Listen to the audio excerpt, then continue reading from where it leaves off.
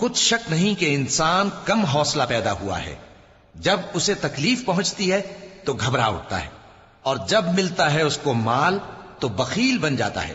مگر نماز ادا کرنے والے جو نماز کا التزام رکھتے اور ہمیشہ پڑھتے ہیں، اور جن کے مال میں حصہ مقرر ہے، یعنی مانگنے والے کا اور نہ مانگنے والے کا، اور جو روز جزا کو سچ سمجھتے ہیں، اور جو اپنے پروردگار کے عذاب سے خوف رکھتے ہیں، بے شک ان کے پروردگار کا عذاب ہے ہی ایسا کہ اس سے بے خوف نہ ہوا جائے۔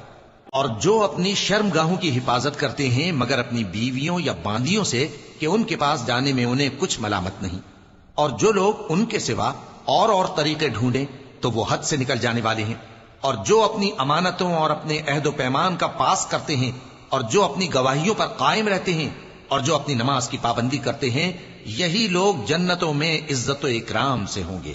تو اے نبی، ان کافروں کو کیا ہوا ہے کہ تمہاری طرف دوڑے چلے آتے ہیں، دائیں اور بائیں سے گروہ گروہ ہو کر جمع ہوتے جاتے ہیں؟ کیا ان میں سے ہر شخص یہ امید رکھتا ہے کہ نعمت کے باغ میں داخل کیا جائے گا؟ ہرگز نہیں، ہم نے ان کو اس چیز سے پیدا کیا ہے جسے یہ جانتے ہیں۔